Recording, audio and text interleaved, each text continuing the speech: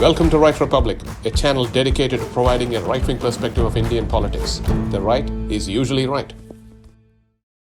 Hi guys, this is going to be a very short video to talk about false heroes. What I mean by that is the right wing usually is pretty supportive of their own people, whether it's Modi in India or whatever. But in general, they are also pretty tolerant these days, even though their perception is different, that they go after other people. But it's exactly the opposite.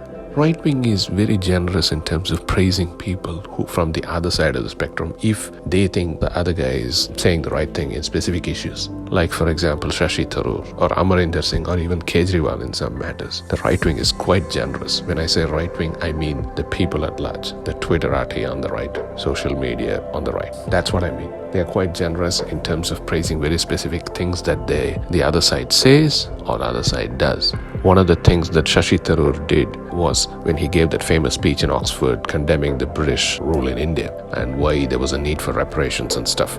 That speech was widely praised and it was also spread mostly by the right wing, but everybody in India. And then the right was repeatedly saying Shashi Tharoor is a right man in the wrong party. He should come and join the BJP. And not only that, he has even praised, say, Nitin Gadkari. He has supported the government in the tender for the Kerala airport. He said the due process was followed and the communist government which challenged that decision to give the airport contract to Adani Enterprises. He was actually praising the central government and criticizing the Kerala government. So these are the instances where Shashi Tharoor says something which is remotely sane and immediately the right wing says, oh my God, he's a wonderful guy.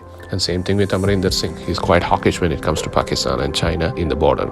He said we should go after Pakistan if they indulge in terror attacks, if they sponsor terror attacks inside Indian territory. The same thing with China. He has been pretty hawkish and immediately the right wing goes gaga. Oh, Amarinder Singh is the right guy in the wrong party and all that. But at the end of the day, these guys are false heroes.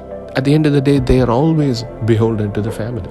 For every sane thing the Shashi Tharoor says, there are 100 other things which are completely bonkers. Every single week or every single day he shares a tweet from some Western media outlet which attacks India for no reason. And this guy doesn't even think that they could be wrong. He just says, oh, how sad it is the Western media says this.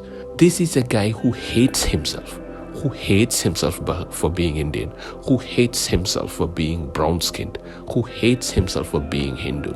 Every single day he spends the entire day wishing that he was born white. I've never seen anybody who hates himself and his own people so much and treats the word of a Western publication like gospel. He doesn't even conceive of the idea that they might be wrong.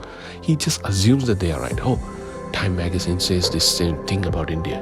Oh, even Pakistani media says this thing about India. New York Times publishes this about India. How sad it is. And some idiot picks up a narrative from our local media like NDTV or one of the other 1,000 other left-wing outlets and then promotes that narrative in Washington Post or New York Times or Guardian. This guy just runs with it and says, oh, how sad it is. How sad it is. You can see histories. You don't have to take my word for it.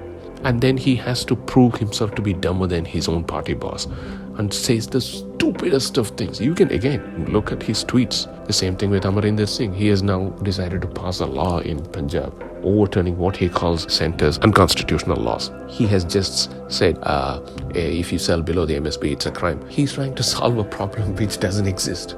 What exactly is he solving by that? Nowhere in the centre's law say that the MSP will be dismantled or you can sell below MSP. Nowhere in the central law does it say that. But somehow he's trying to promote himself as a savior of farmers by putting into law and giving a solution for a problem that doesn't exist. And he's a bald-faced liar. He knows that these laws are pretty good for the country and except that in Punjab and some parts of Haryana, they have this over-reliance on this mandi fees on which his government depends. That's the only thing, period. And he goes and peddles this false narrative that this is an anti-farmer law.